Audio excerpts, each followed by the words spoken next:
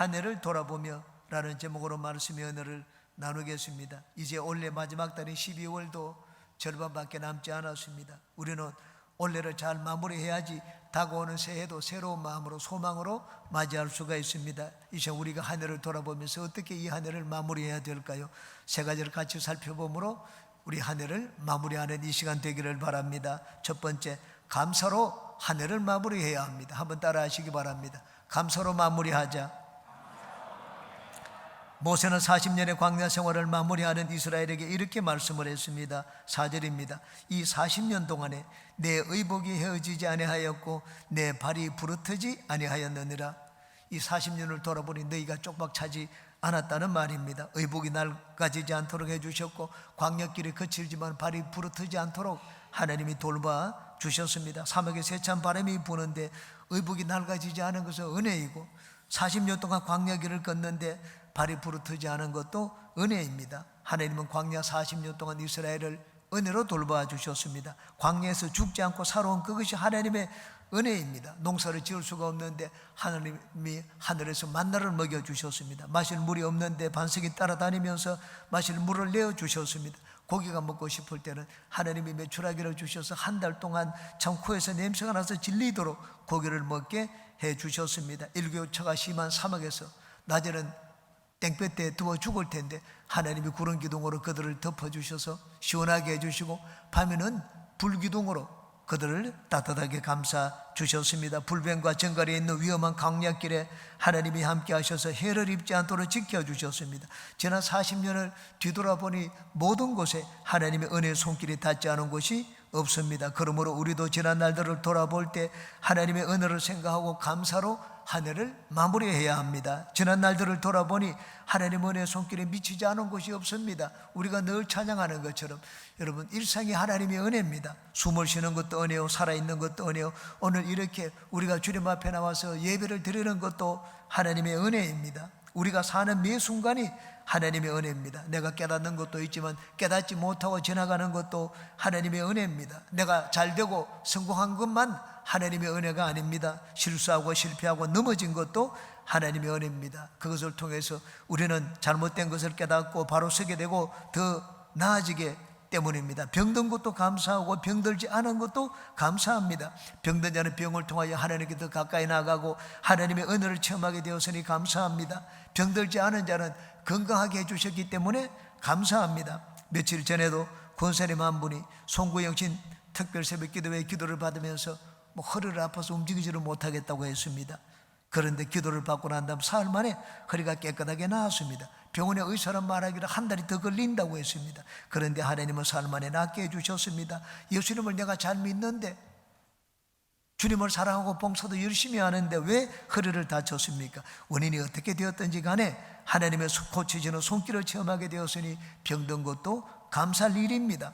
또 한 집사님은 엉덩이 꼬리뼈가 부러지고 다리에 기부술을 했는데 수요일날 기도를 받고는 기부술을 풀었습니다. 주일날 기부술을 풀고 있길래 제가 깜짝 놀랐습니다.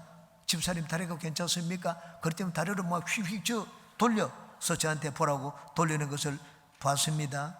다치고 병들었을 때는 예수님을 믿는 나에게 왜 이런 일이 생겼는지 회의가 생기기도 합니다. 그런데 그 모든 것을 통하여 하나님의 은혜를 새롭게 체험하게 되니 모든 것이 감사할 일입니다. 여러분, 감사할 일도 감사하지만 감사하지 못할 일도 감사하시기 바랍니다. 어느 여집사님이 선불감사라는 말씀의 설교를 들었습니다. 매일 술에 만취되어 들어온 인사불성 남편을 끌어다가 자리에 눕혀놓았습니다. 목사님의 설교가 생각이 나서 감사의 기도를 드렸습니다. 세상 모르는 남편이 자고 있는 모습을 보니 참 자기 신사가 처량했습니다. 신사 타령을 하면서 기도하는 중에 갑자기 이 선불감사를 하라는 목사님의 말씀이 생각이 났습니다. 감사할 일을 한번 찾아보자고 했습니다. 그랬더니 감사할 일이 참으로 많았습니다. 옆에서 코를 골고 자는 남편을 보니 그래도 과부보다는 낫다고 생각을 했습니다. 술이 곤드레 만드레 취하도록 마시면서도 집을 잃어버리지 않고 늘 집을 찾아오니 그것도 감사한 일이라고 생각을 했습니다. 토요일에는 더욱더 술을 많이 먹어가지고 주일날은 어디도 나가지 못하고 집을 지켜주니 편안하게 교회 갔다 오니 그것도 감사할 일이라고 생각을 했습니다. 기도하는 중에 남편이 갈증이 나서 잠을 깨어보니 부인이 웃으며 기도를 하고 있었습니다. 남편은 부인에게 물었습니다. 무엇이 좋아가지고 그렇게 희죽희죽 웃으면서 기도하느냐 물었습니다. 그랬더니 당신하고 사는 것이 너무 감사해서 내가 지금 감사를 드리고 있습니다. 그리고는 자기가 드린 감사를 이렇게 저렇게 얘기를 해 주었습니다. 그 말을 들은 남편은 그래 나도 오늘부터 예수님을 믿어줄게. 그러고 난 다음에 주일부터 교회에 따라 나왔다는 말입니다. 이분이 간증을 했습니다. 10년 동안 남편이 구원받기를 위해서 기도했지만은 교회를 나오지를 않았습니다. 그런데 선불감사, 감사의 기도로 그 10년의 기도가 이루어졌다고 간증을 하는 것을 읽어보았습니다. 감사는 하나님의 더 큰 감사를 불러옵니다. 감사로 제사를 드리는 자가 나를 영화롭게 하나니 그 행위를 옳게 하는 자에게 내가 하나님의 구원을 보이리라고 성경은 말씀을 하고 있습니다. 그러므로 여러분은 잘된 것도 감사하고 실패하고 망하고 손해보고 잃어버린 것도 감사하시기 바랍니다. 하나님이 하시는 일의 시종을 우리는 알 수가 없습니다. 단지 하나님의 선하심과 의로우심을 바라보고 우리는 감사할 뿐입니다. 감사할 수 없는 상황에서 감사하기 위해서는 항상 좋은 면을 바라봐야 됩니다. 어느 처녀가 반지를 잃어버렸습니다. 집으로 돌아와서 어머니 앞에서 막 화를 내면서 불평을 했습니다. 그녀는 반지 한 개를 잃어버림으로써 행복과 자존심, 생활까지 다 잃은 듯이 끊임없이 원망을 쏟아내었습니다. 이 말을 듣고 있던 어머니가 웃으면서 딸에게 이렇게 말을 했습니다. 얘야, 손가락을 안 잃어버린 것을 감사해라. 네 손가락 들어있지 않니? 손가락마저 잃어버렸으면 어떡할 뻔했니? 반지야 다시 살 수 있지만 손가락은 살 수 있겠니? 어머니가 그렇게 얘기를 했습니다. 맞는 말입니다.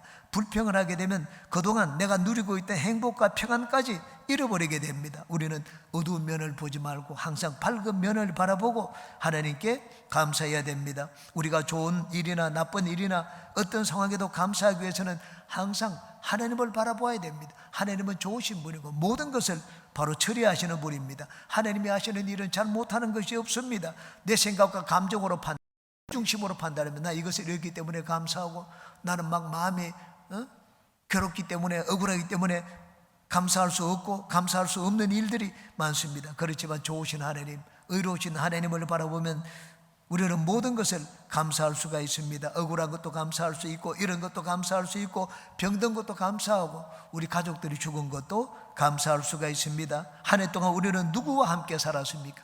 나 혼자 살지 않았습니다. 하나님과 함께 살았습니다. 하나님이 나를 다스려 주셨습니다.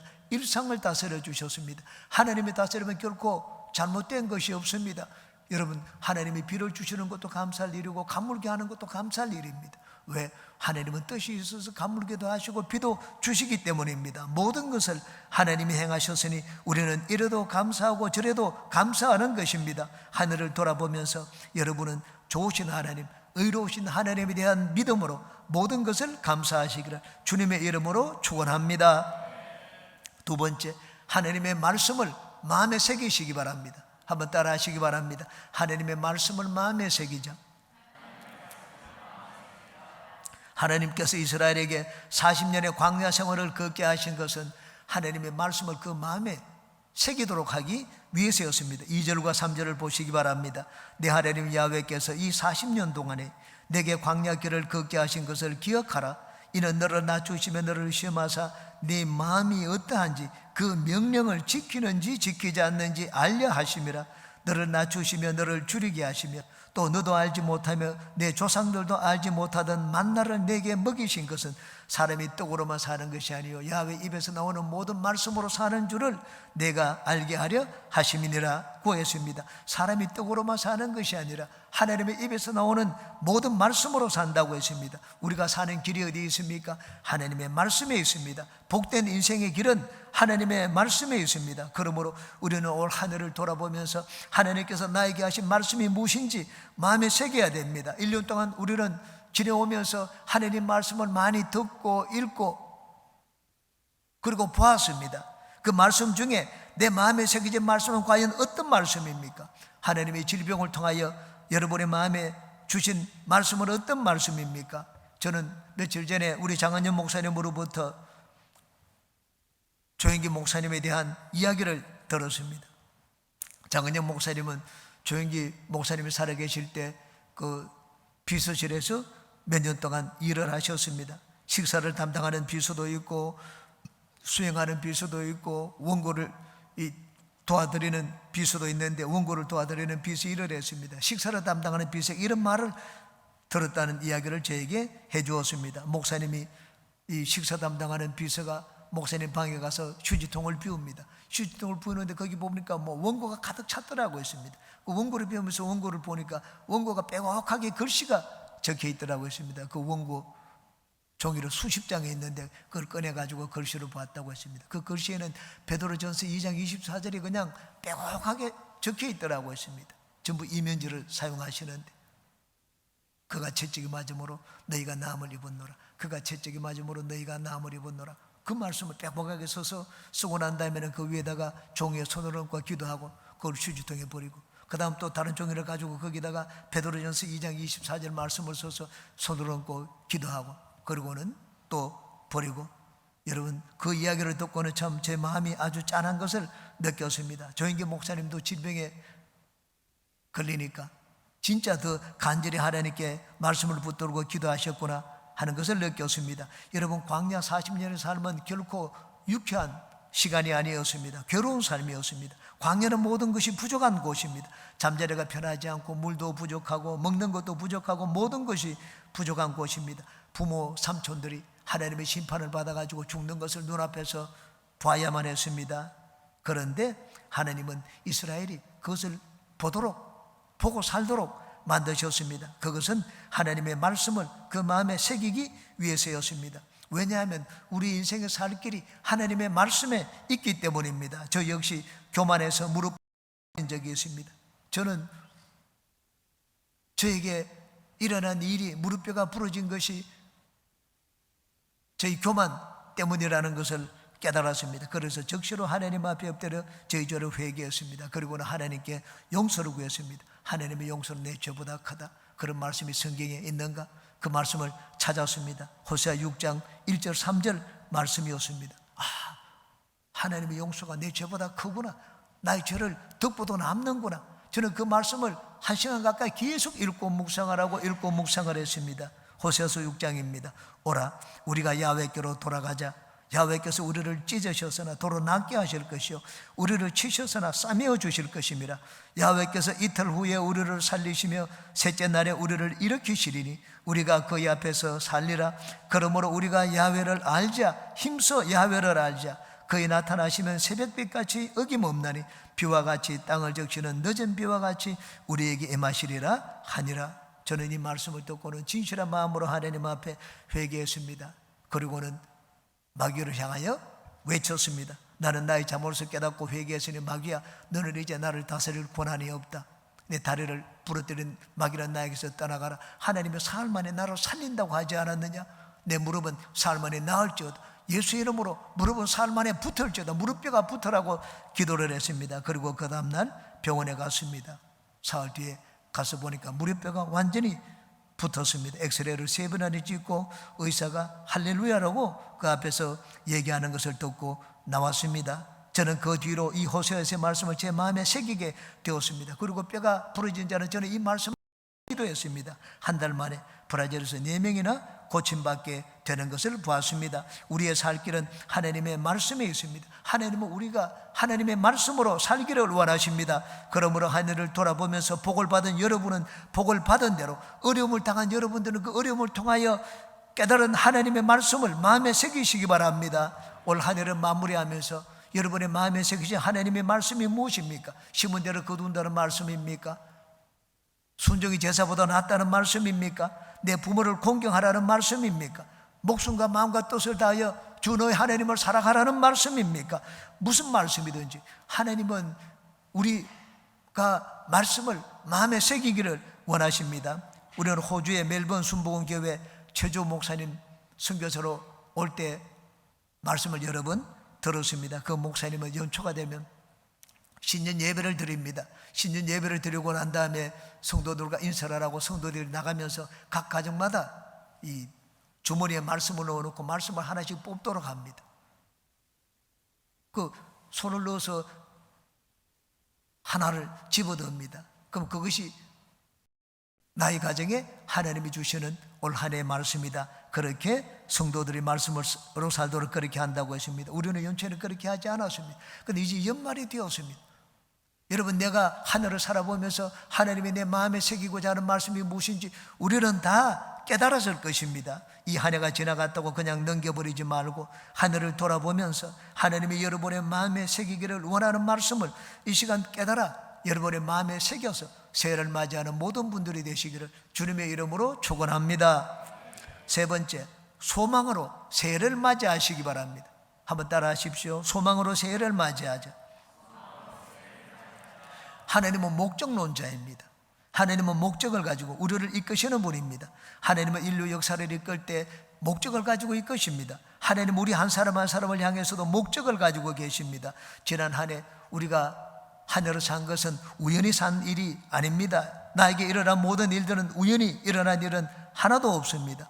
모든 일들은 나를 향한 하나님의 목적 아래 일어났습니다. 우리가 실패한 것도 하나님의 목적 아래에서 실패한 것입니다. 내가 성공하고 내가 부하게 된 것도 목적 아래에서 부유하게 되었습니다. 내가 망하고 어려움을 당하고 고난의 길을 걸은 것도 하나님의 목적 아래에서 그런 일을 당한 것입니다. 가나안 땅은 눈앞에 두고 있는 이스라엘에게 모세가 들려주는 말을 보시기 바랍니다. 7절 이하의 말씀입니다. 네 하나님 야훼께서 너를 아름다운 땅에 이르게 하시나니 그곳은 골짜기든지 산지든지 시내와 분천과 샘이 흐르고 밀과 보리의 소산지요 포도와 무화과와 석류와 감람나무와 꿀의 소산지라.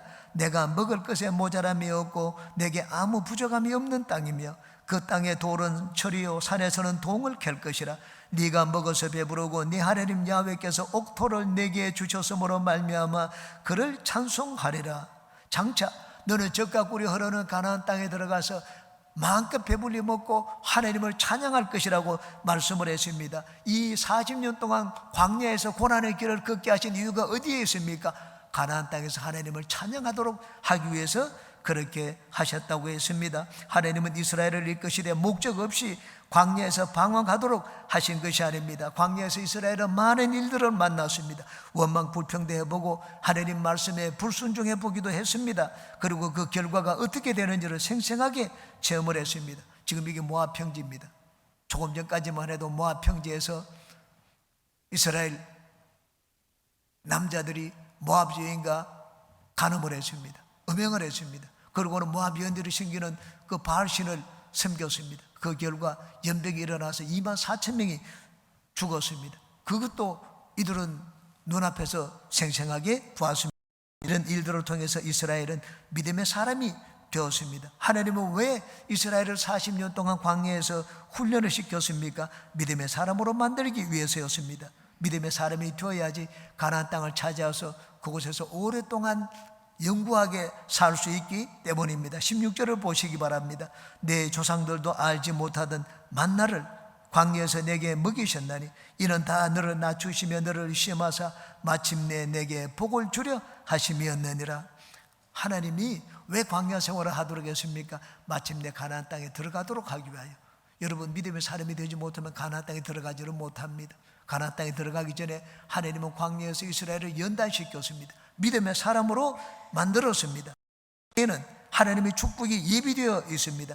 먹을 것이 부족함이 없고 모든 것에 부족함이 없는 땅을 이스라엘에게 예비해 놓으신 것처럼 하나님이 우리를 위해서도 새해는 부족함이 없는 땅을 예비해 놓았습니다. 하나님이 예비해 놓은 그 복을 받기 위해서는 우리가 믿음의 사람이 되어야 됩니다. 이스라엘이 광야에서 40년 동안 연단을 받으면서 믿음의 사람이 된 것처럼 우리도 올 한 해를 돌아보면서 하나님이 우리를 이모저모로 연단을 했습니다.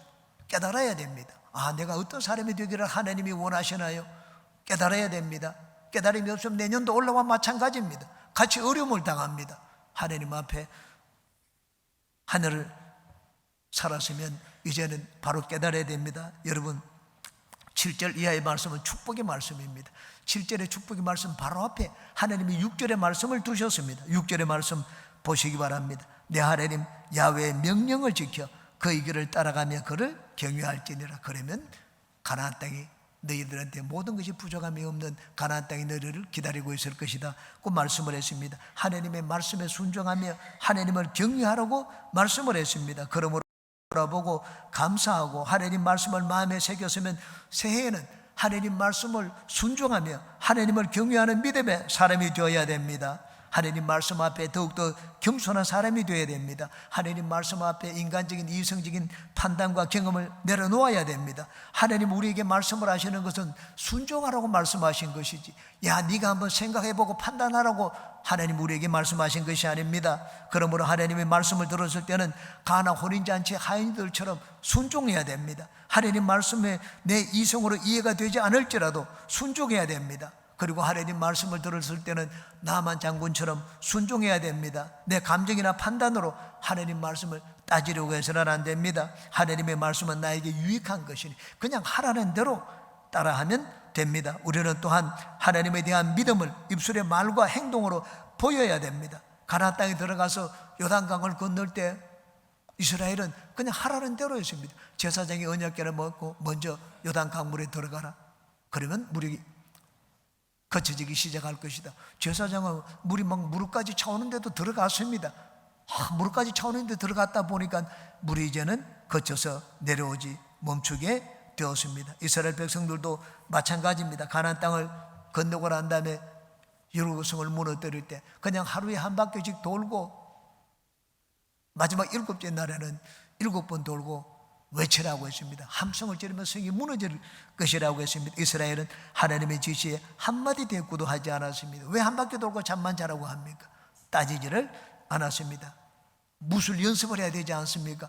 하나님은 무술 연습도 하라고 하지 않았습니다. 시간이 있으면 부정적인 말이 입에서 나오니까 그냥 잠만 자라고 했습니다. 하라는 대로 했습니다. 그랬더니 그 큰 여리고성이 무너져 내리는 것을 보게 되었습니다. 젖과 꿀이 흐르는 땅, 모든 것이 부족함이 없는 가나안 땅을 주시기 위해서 하나님은 이스라엘을 광야에서 훈련시켰습니다. 광야 40년은 하나님의 사람으로 훈련받는 연단의 기간이었습니다. 그러므로 여러분은 새해에는 하나님 앞에 믿음을 보이시기 바랍니다. 여러분의 입술로 하나님께 믿음을 보이고 하나님의 말씀을 행동으로 실천함으로 하나님께 믿음을 보이시기 바랍니다. 하나님을 경외하고 하나님 말씀을 순종하여 사는 믿음의 사람들에게 새해가 모든 것이 부족함이 없는 아름다운 해가 되기를 주님의 이름으로 축원합니다.